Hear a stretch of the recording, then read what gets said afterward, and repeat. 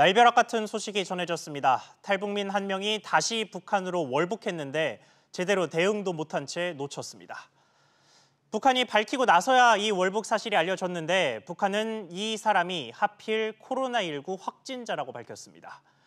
뜬금없는 감염과 북한의 애매한 발표 시기 때문에 다양한 해석이 나오는데 이 부분 짚어보고요. 미국과 중국은 여전히 난립니다. 미국도 하나, 중국도 하나씩 서로의 영사관을 닫겠다고 나섰고 중국인이 체포되기도 했습니다. 무역 분쟁으로 시작이 됐는데 이제 무역은 어디로 갔는지 초반과 완전히 다른 양상으로 으르렁대는 중입니다. 우리나라를 둘러싼 국제 정세 어디로 흘러가고 있는지 또 우리는 어떻게 해야 할지 전문가와 함께 이야기 나눠보겠습니다. 박원곤 한동대 국제지역학 교수 나왔습니다. 교수님 안녕하십니까? 네, 안녕하세요. 네, 북한 얘기부터 좀 해보겠습니다. 사건을 요약을 해보자면 탈북민 한 명이 다시 월북을 했고 그런데 하필 코로나19 감염자였다 이런 내용이에요. 근데 월북은 지난 19일에 했다고 북한이 밝혔는데 북한이 그 내용을 밝힌 시기를 보면 바로 어제입니다. 이게 시차가 며칠 정도 나는데 이렇게 시차가 나는 이유가 일단 뭘까요?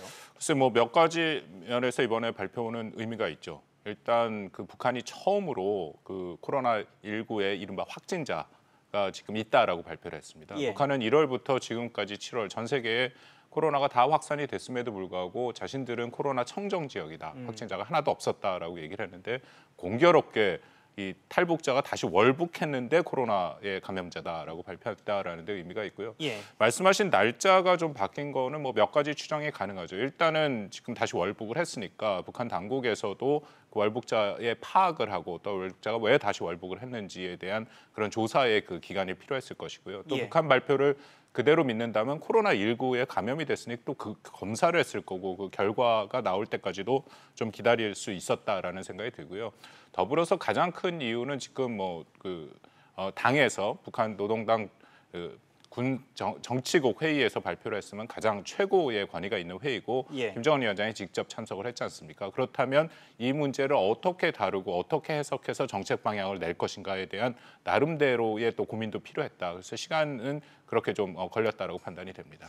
그렇군요. 자, 그런데 일단 속사정을 다 떠나서 탈북자가 월북한 것 자체는 우리 정부도 거의 사실상 맞다고 인정을 했습니다. 그런데 문제는 월북의 경로인데요. 이게 어떤 방식으로 월북을 했든 간에 결국은 군의 감시망이 뚫렸다라고 볼 수밖에 없는 상황 아닙니까? 그렇습니다. 이게 남북이 양측이 다 뚫린 거죠. 예. 그러니까 북한으로 탈북자가 월북해서 개성까지 갔는데 이제 북한 당국이 확인해서 이번 그 정치국 회의에서 김정은이 직접 이 문제에 대해서 확실한 책임을 추궁하겠다라고까지 발표가 됐으니까 북한도 감지를 못했던 것은 사실이고요. 더불어서 우리 정부는 북한 발표가 있은 후에도 이게 사실이 확인이 안 됐습니다. 예. 8시간 지나서 이제 우리 합참이 발표를 했는데 가능성이 있다라고 하면서 이제 특정한 어떤 사람들을 좀 추적을 해서 지금 탈북자 한 명이 계속 얘기가 되고 있지 않습니까? 네. 그러면 당연히 지금 이 월북이죠. 다시 월북했던 그 경로가 정확히 파악이 안 됐다라고 볼 수 있고요. 다만 지금 육로로 갔을 가능성은 거의 없고요. 왜냐하면 지금 이 탈북자가 지난번 탈북할 때도 결국 그 한강 하구 쪽으로 해서 강을 넘어서 왔다, 도강을 했다라고 알려지니까 지금도 아마 그 도강을 했을 가능성이 있다라고 생각이 되고 일부 아시겠지만 한강 하구 같은 경우에는 이 북한과의 경계선이 짧은 데는 1.3km, 길어도 2.5km 되는 지역들이 있습니다. 교동, 강화, 김포로 가면서요. 그렇다면은 좀 수영을 잘하거나 좀 도움을 받는다면 충분히 가능한 것이고요. 근데 가장 심각한 문제는 말씀하신 것처럼 결국 뚫린 것이죠. 그러니까 이 부분에 대해서 철저하게 우리가 대비를 했어야 되는데 더군다나 군도 아니고 민간인이 오고 가고 했다라는 것은 적지 않은 문제가 있었다라고 해서 군이 이제 이 부분에 대해서 잘 확인을 하고 책임 추궁과 함께 재발 방지 대책을 마련할 필요가 있다고 생각합니다. 알겠습니다. 자, 군 문제는 조금 더 있어 상황을 봐야 될 것 같고요. 자, 그런데 북한 쪽 속사정에 대해서 조금 더 추정을 해보겠습니다. 이게 말씀하신 것처럼 그동안 코로나19 확진자가 한 명도 없었다는 것도 좀 납득하기 어려운 문제고 또 갑자기 귀환한 탈북자가 코로나19에 걸렸다는 사실 자체도 좀 석연치가 않습니다. 그래서 이게 북한이 왜 갑자기 이 월북한 탈북민을 놓고 뭐 코로나19 이야기를 하는 것이냐 해석이 좀 다양하게 나올 수 있을 것 같은데 지금 북한의 사정 어떨 거라고 추정하십니까? 뭐 다양한 해석이 가능하다라고 생각을 합니다. 말씀드린 것처럼 북한의 코로나 확진자가 지금까지 없었다라는 건 국제사회에서 받아들이지는 않습니다. 예. 뭐 얼마 전에 그 유엔에서도 산하기구에 아주 명확하게 북한의 확진자가 코로나가 전파됐다라고 확인을 했었고요. 주한미군 사령관도 확신한다라고 지난 3월부터 이제 계속 얘기를 했었습니다. 예. 그리고 뭐 전체적으로 북중 간의 국경을 봉쇄를 하긴 했지만 지금 밀무역이 계속 진행되고 있다라는 것은 알려진 거고 그렇다면은 코로나19가 북한에 그 감염 전파됐을 가능성이 매우 높죠.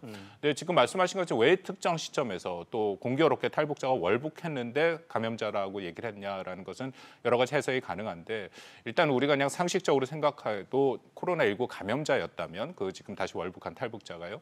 헤엄을 쳐서 거기까지 가기가 쉽진 않죠. 예. 그러니까 증세가 나타난 상태에서 테니까요. 환자였기 때문에 수 킬로미터를 헤엄치는 것은 쉽지 않았다라고 판단이 되고 그렇다면 북한이 글쎄 또 개성을 완전히 봉쇄했다 하면은 이 시점을 시작을 해서 북한에도 코로나 확진자가 있다라는 것을 일종의 공포하는 어떤 그 계기로 삼겠다 그렇게 해석할 여지도 있거든요. 그렇다면 북한은 여전히 방역 체계가 잘 돼 있었는데 한국 남측에서 넘어온 어떤 그런 요소에 따라서 방역이 뚫려서 지금 문제가 생겼다. 그러니까 어떻게 보면 책임 소재를 한국한테 돌릴 수 있는 그런 명분을 쌓다. 예. 물론 이거는 제가 말씀드린 것처럼 하나의 해석이고요. 뭐 정확한 것은 조금 더 확인을 해봐야겠지만 이제 그런 걸 통해서 어떻게 보면 조금 더 문을 열어서 국제사회의 방역 지원을 좀 받아들일 가능성도 있다. 뭐 그런 판단도 할 수 있다고 생각합니다.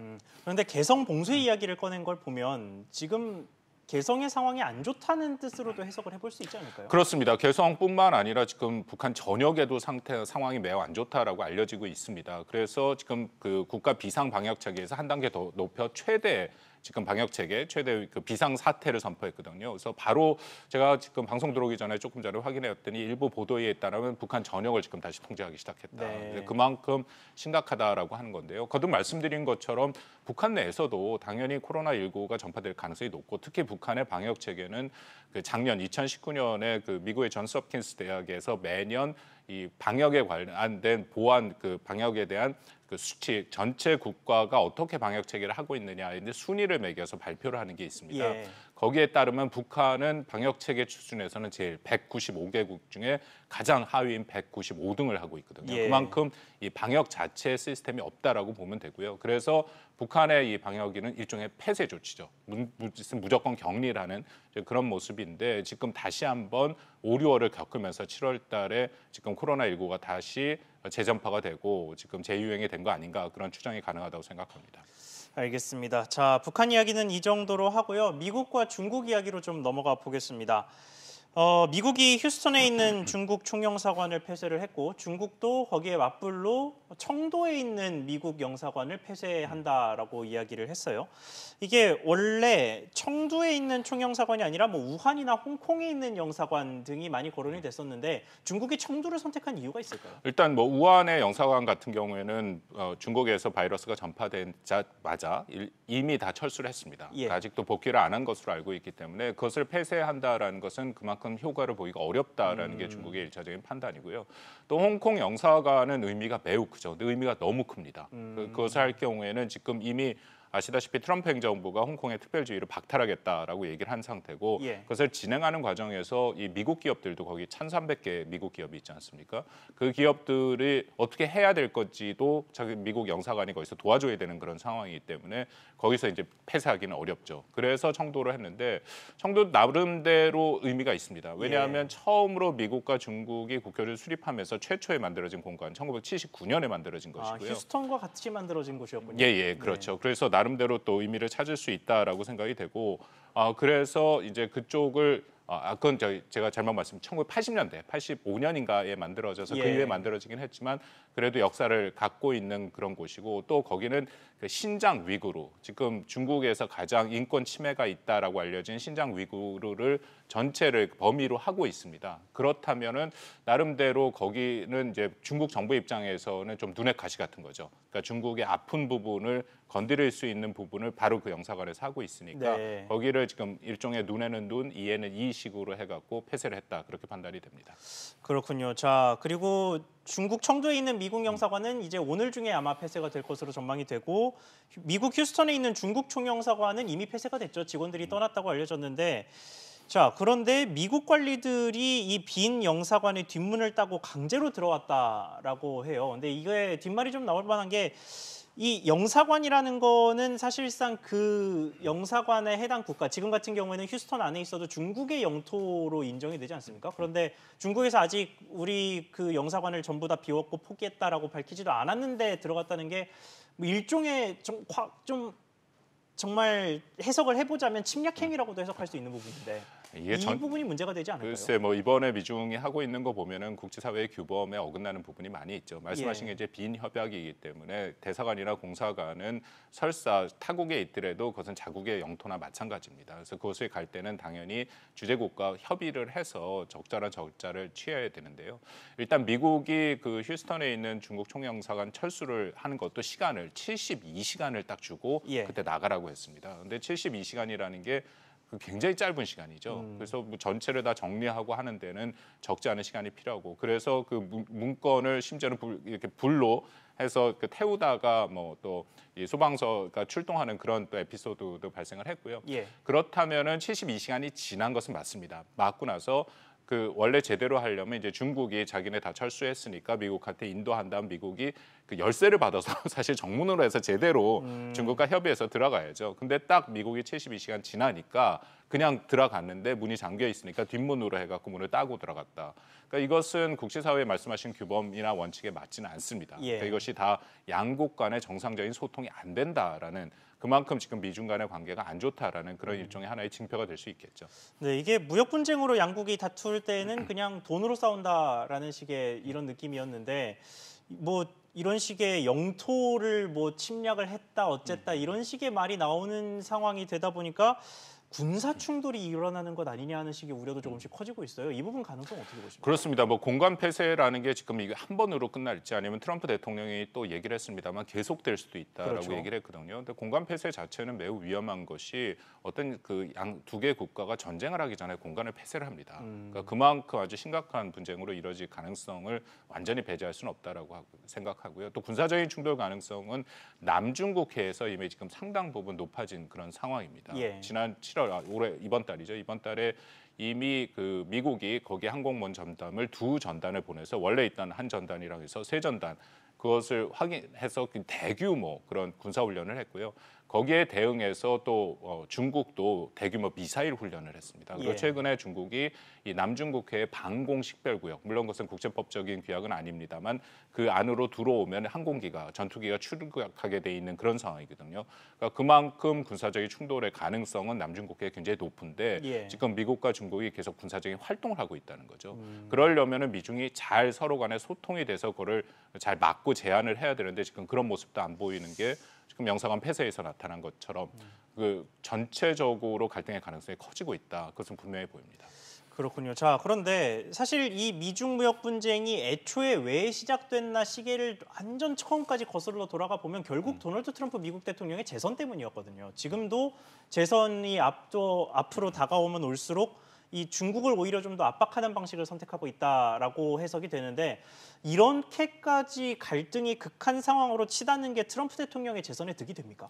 트럼프 대통령의 이번 재선의 확실한 그 하나의 선거 캠페인 중에 하나는 중국 때리기는 분명합니다. 말씀하신 것처럼 트럼프 대통령이 들어서서 특히 작년부터 본격적으로 중국과의 갈등이 증폭된 것은 사실인데요. 여러 가지 다른 요인들이 같이 움직이고 있죠. 하나는 역시 코로나 바이러스. 왜냐하면은 한 달 정도 중국이 은폐했다라는 것은 사실 국제사회에서 많이 지금 받아들여지고 있는 사실이고 그걸로 인해서 직격탄을 받은 국가 중에 하나가 지금 미국이지 않습니까? 그러니까 트럼프 대통령은 여전히 중국 바이러스 혹은 우한 바이러스라고 얘기를 하면서 중국을 공격을 하고 있고요. 더불어서 그 미국민들의 전반적인 중국에 대한 인식도 많이 바뀌었습니다. 과반수 이상 66% 지난 3월 달에 여론조사였는데 중국을 미국민들이 비호감이다 얘기를 하고 있고 정치인도 민주당, 공화당 그렇게 서로 싸우고 있습니다만 중국에 대해서는 같은 목소리를 지금 내고 있고 심지어는 사실상 지금 민주당 후보로 확정된 조 바이든 후보 같은 경우에 부통령 같은 경우에도 중국에 대해서 이제 비판적인 얘기를 하고 있죠. 그렇다면 트럼프 대통령이 이것이 자신의 그런 대선 전략임에도 분명하지만 전체적으로 분위기가 그렇게 갖고 가는 것이 유리하다라는 미국 내 분위기도 조성돼 있다는 거거든요. 그래서 이것은 앞으로 이제 대선 결과 11월 미국 대선 결과가 어떻게 될지는 모르지만 그 이후에도 중국과의 갈등은 계속될 가능성이 큽니다. 그렇군요. 자, 그런데 이런 와중에 미중이 만납니다. 1단계 무역 합의의 이행 상황 점검을 위해서 만나는 건데 이 합의 당시에 이제 합의하고 6개월 뒤에 만나자라고 약속을 해서 예정된 만남이라고는 하는데 이런 분위기에서 만나서 뭔 얘기를 할 수 있을지 이런 것들이 좀 우려가 되는데 어떻게 보십니까? 글쎄 뭐 만나긴 해야죠. 약속된 6개월이기 때문에 합의 이행 과정이 있어야 되는데 근데 이것을 통해서 뭔가 좀 진전된 것이 나올 가능성은 현재는 그렇게 커 보이지는 않습니다. 이미 트럼프 대통령이 뭐 공개적으로 자신은 그 중국과의 무역 협의에 대해서 지금 관심을 잃었다라는 얘기를 하고 있고 중국 대리계를 하고 있는 이런 상황에서 트럼프 대통령은 여러 가지 생각이 있겠죠. 근데 반면에 트럼프 대통령 입장에서는 또 중국이 1차 합의를 제대로 이해하면 그것을 자기의 또 외교적인 업적이 될 수 있거든요. 그러니까 이 양가 감정이 지금 다 있다라고 판단이 되는데 핵심은 중국도 코로나 바이러스의 영향을 받았기 때문에 1차 합의에 특히 농산물을 사기로 했는데 그것은 트럼프 대통령을 핵심 지지하는 그 주에서 주로 사는 거기 때문에 이루어져야 됩니다만 그것이 제대로 이루어지지 않고 있죠. 그래서 아마 이번 협의에서는 그런 내용들이 중점적으로 제기될 가능성이 있다고 생각합니다. 네, 알겠습니다. 오늘 말씀 여기까지 듣겠습니다. 지금까지 박원동 한동대학교 국제지역학 교수와 이야기 나눠봤습니다. 교수님, 오늘 말씀 감사합니다.